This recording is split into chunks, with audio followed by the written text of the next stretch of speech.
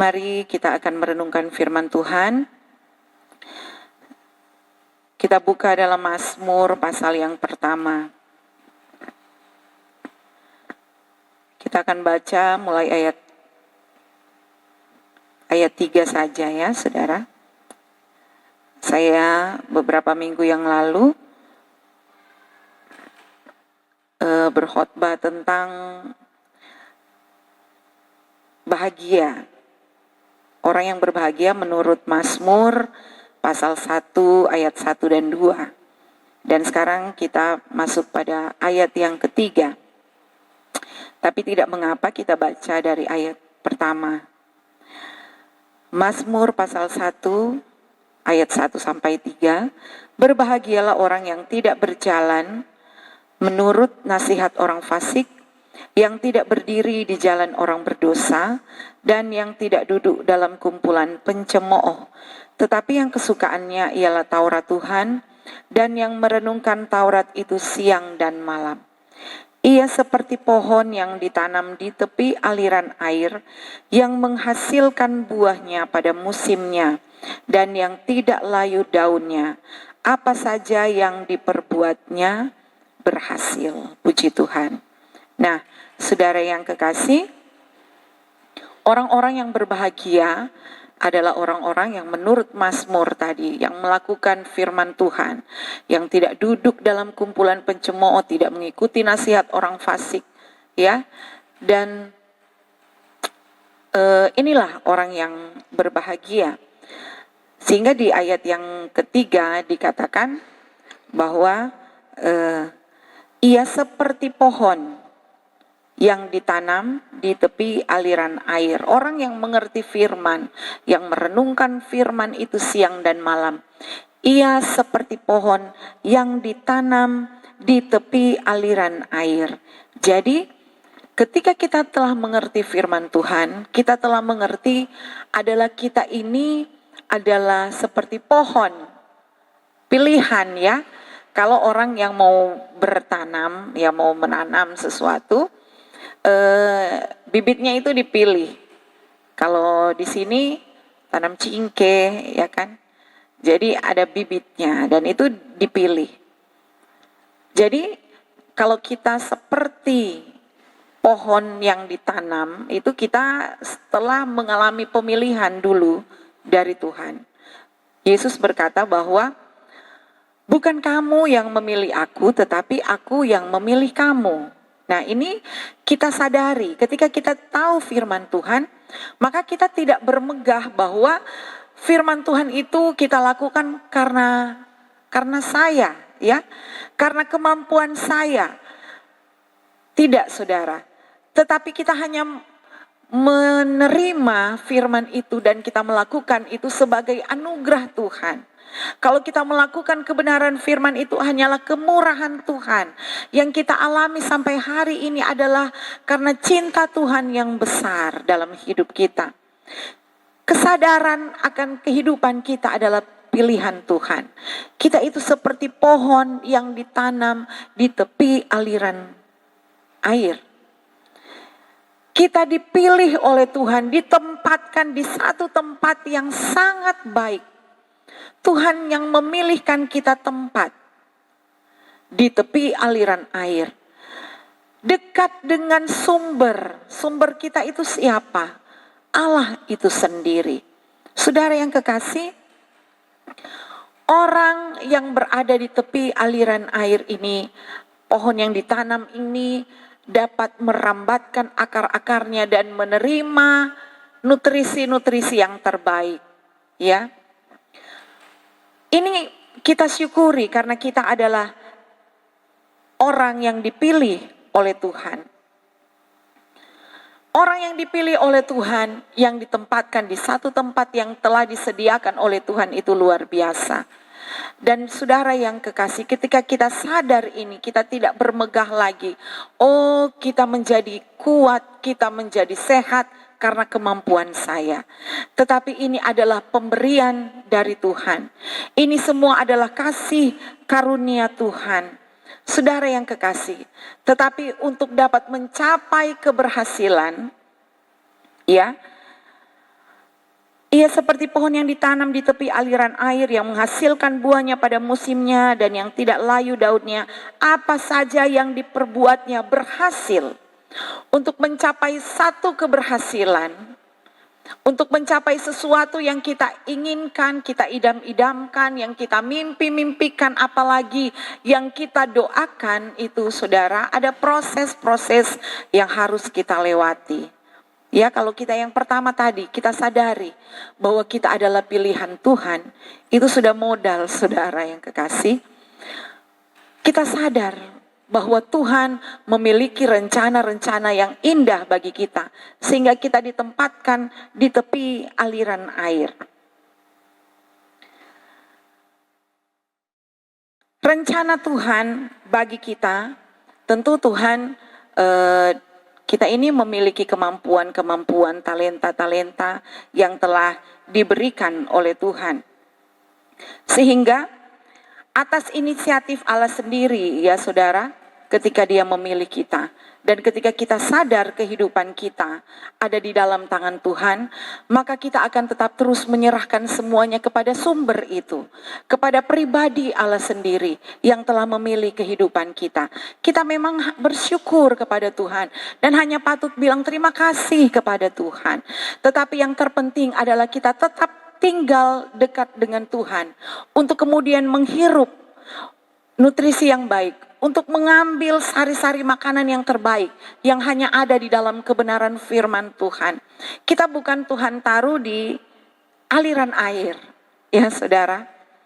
Memang kalau bilang aliran air banyak berkatnya ya saudara. Tetapi saudara, lama-lama pohon ini menjadi busuk ya. Mungkin awal-awalnya baik. Tetapi Tuhan tempatkan di tepi. Kenapa? Supaya pohon ini bisa berdiri ya, ditanam di tanah. Kemudian dia akan merambatkan akar-akarnya. Dia akan mencari sendiri nutrisinya saudara. Tidak selalu Tuhan itu menyuap saja ya. Bahkan burung di udara saja itu harus bekerja untuk mencari makan. Dicari, tidak disuap. Ya. Jadi pemeliharaan Tuhan kita seperti itu. Kita ditaruh di satu tempat dan kita berusaha saudara. Orang yang ingin berhasil maka dia harus berusaha merambatkan akar-akarnya. Pohon itu akan semakin lama semakin tinggi, itu tergantung dari bagaimana akarnya itu merambat ya. Kalau kita mau cabut saja rumput itu, kita kadang-kadang susah ya dicabut padahal kecil, tapi waktu kita cabut keras ya, sukar, sulit karena akar yang menahannya. Nah, jadi orang yang belajar firman bukan hanya sekedar membaca saja, tapi merenungkan itu siang malam. Dia akan memperoleh akar-akar yang kuat semakin dalam kepada sumber, mencari makan ya untuk sehat. Kita orang hidup memerlukan makanan, makan makanan yang sehat. Tetapi kalau sudah berlebih tidak baik untuk kita kesehatan ya. Bukan berarti saya mau katakan bahwa firman Tuhan kalau so terlalu banyak orang baca so tidak berguna, bukan ya. Dalam arti begini, kalau saudara baca ayat-ayat firman Tuhan, saudara satu hari saudara baca dari pagi sampai malam, mana yang tak tinggal ya? Apa yang ada yang boleh tersimpan dalam hati kita, dalam pikiran kita. Sedangkan khotbah saja saudara, kalau ada yang khotbah sudah lebih dari 1 jam, ini jemaat gelisah.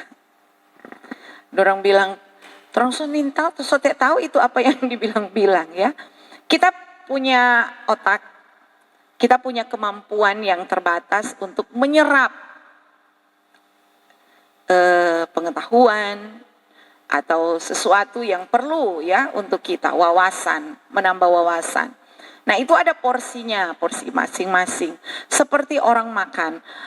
Walaupun makanannya banyak, ya kita harus makan sesuai kebutuhan. Nah, demikian dengan kebenaran firman Tuhan. Orang tidak bisa paksa satu hari, kalau cuma mau suka baca terus ya bisa baca.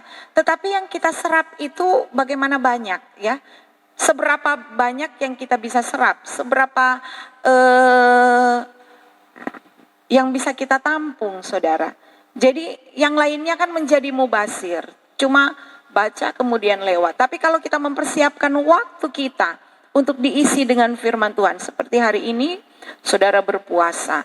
Puasa kan 1 hari, kemudian kita memberi waktu untuk datang berdoa. Berdoa juga ada waktunya berapa lama. Tidak 1 hari full saudara berdoa, ya. Sama dengan saudara dengar firman Tuhan, ada beberapa waktu yang diberikan. Nah, jadi semuanya sesuai porsinya. Kalau pohon tidak cocok dia ditanam di air yang mengalir, karena lama-lama dia busuk, tidak berguna, ya. Semua ada porsinya. Nah, Tuhan memberikan berkat kita, kepada kita juga ada porsinya, saudara. Kita menerima berkat dari Tuhan pasti sesuai kemampuan kita. Orang yang menerima berkat, kemudian berkatnya sudah melimpah, sudah banyak, sudah yang banyak, saudara-saudara, banyak atau kita juga pribadi, tidak mampu mengelola berkat Tuhan. Dan akhirnya berkat Tuhan itu menjadi mubasir, ya. Tidak dipergunakan sebagaimana mestinya. Orang yang mampu mengelola berkat Tuhan itulah yang diberkati oleh Tuhan. Dia mampu mengatur apa yang menjadi pemberian Tuhan. Dia mampu memanage apa yang menjadi bagiannya. Dia akan menikmati yang menjadi berkatnya. Ya. Jadi yang pertama, orang itu seperti pohon yang ditanam di tepi aliran air. Kemudian yang kedua, yang menghasilkan buahnya pada musimnya. Pohon itu kalau ditanam, pasti dia akan berbuah, tapi nanti pada waktu musimnya. Jadi ada proses dari kecil menjadi besar pohonnya. Jadi waktu ditanam tidak langsung berbuah, ya. Bukan berarti dia tabur itu pagi hari, kemudian sorenya itu dia langsung menuai apa yang ditabur pagi, ya. Tidak mungkin, ya. Masih benih, belum bertumbuh.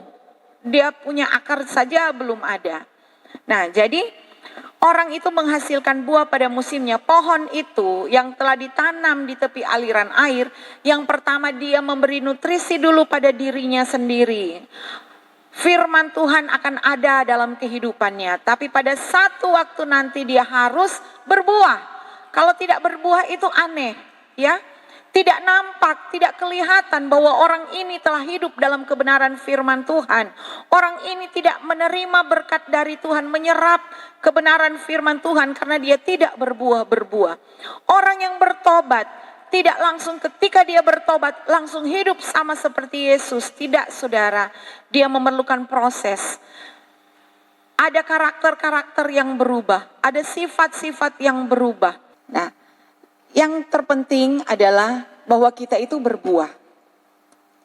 Selalu berbuah, memberi yang terbaik.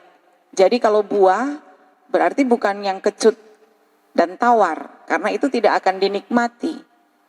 Kalau kita berbuah, maka buahnya itu adalah buah yang manis, buah yang enak, yang orang suka. Jangan sampai buah-buah kita itu cuma buah-buah yang tidak mendatangkan faedah, mendatangkan berkat bagi orang lain. Apa yang menjadi hasil di dalam mempelajari firman Tuhan, merenungkan siang malam, dan kemudian hasilnya yang keluar adalah buah yang membawa berkat bagi orang lain. Nah, kemudian orang yang berhasil itu juga seperti pohon yang ditanam di tepi aliran air yang menghasilkan buah dan yang tidak layu daunnya. Ya, karena daun-daun itu apa? Tempat fotosintesis, ya, untuk mengolah makanan. Jadi kalau pohon itu ada daun yang banyak, itu kalau pada saat matahari pagi terjadi fotosintesis atau pembentukan makanan di daun-daun pohon itu. Jadi makanan itu diserap, ya, seperti kita manusia kalau makan, dia ditampungkan di lambung, itu baru tampung. Tapi kemudian diproses, ya, diproses, kemudian diusus, ya masuk di saluran pencernaan semua, itu diproses.